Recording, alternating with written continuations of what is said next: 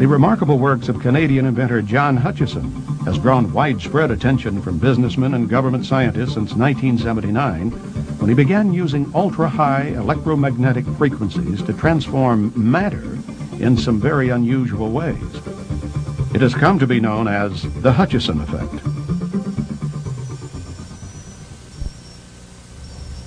The objects you're seeing moving there is a form of levitation by translational movement, meaning that the objects become lighter and can float around. The heaviest being the barium cylinder that you see there with the two wires coming out of it. Tends to slide around on 7 pounds of its own weight. The physics of it is self-resonation of what they call ferromagnetic and piezoelectric barium titanate through a power amplifier and broad and narrow bands of electrical energy going into this crystal.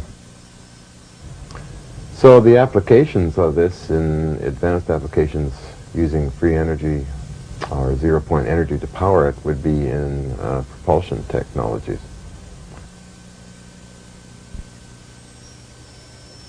This is a crystal converter unit that I made about a year ago to see if the principle worked, and indeed it seems to work to this day.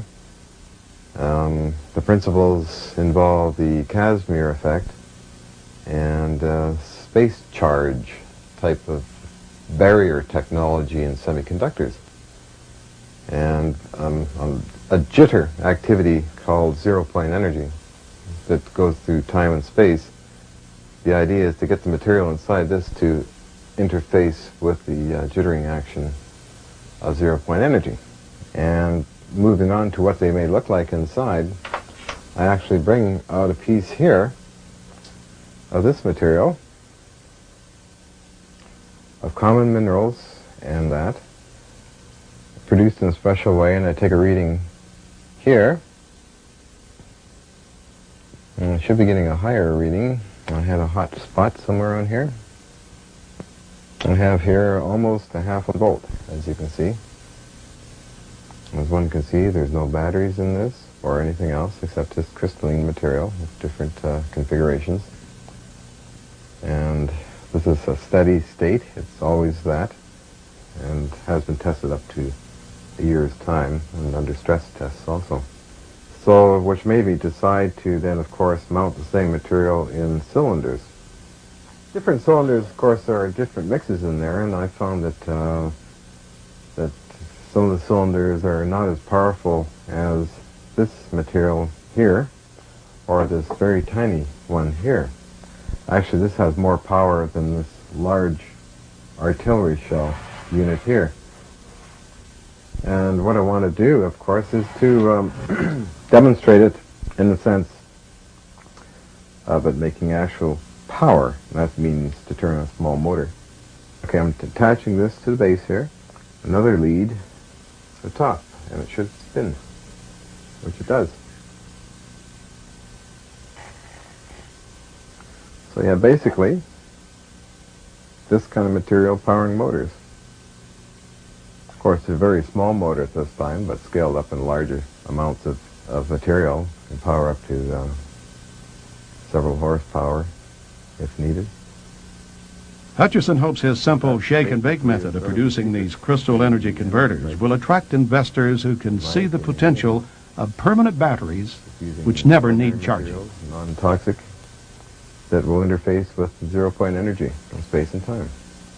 Hutchison's more dramatic experiments border on the paranormal and have generated more than just a passing interest from U.S. military research labs.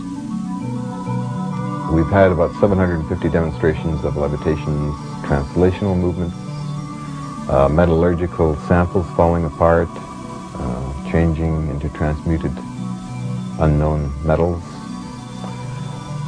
Quite a variety of obscure types of effects, wood impregnated into metals, other objects in metals, monopole magnetic fields written up in many journals.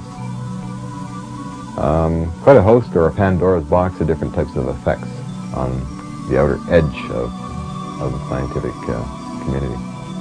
In this remarkable series of video clips shot by Hutchison, we see what happens when he fine-tunes the electromagnetic frequencies aimed at target objects in his garage.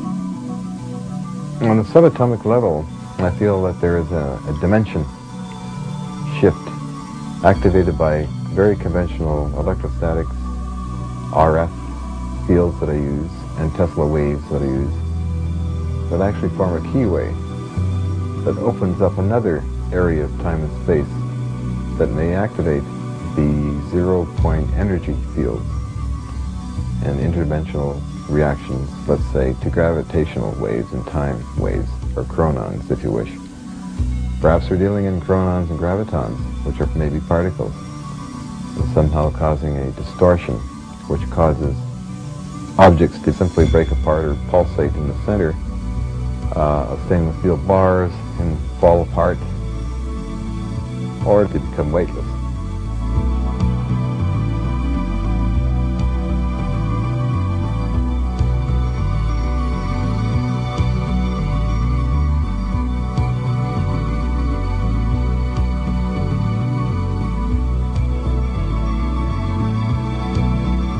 Here, ice cream in a plastic cup.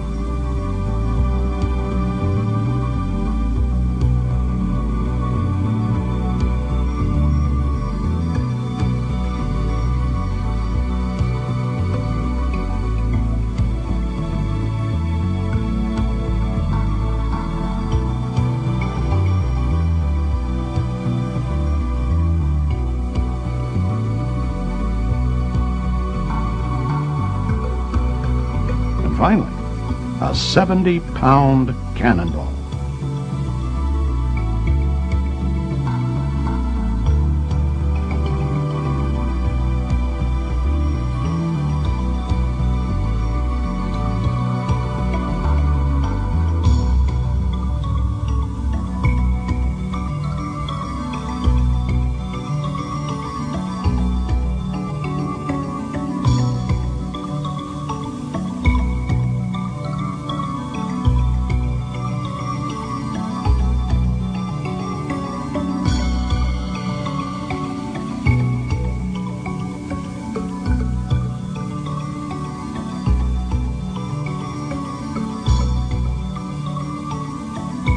What is interesting and also frustrating about his invention is that he's using a combination of Tesla coil and Van de Graaff to produce a very disruptive and lifting experiments, which in one case, for example, actually lifts a 19-pound bushing toward the ceiling just from electromagnetic fields.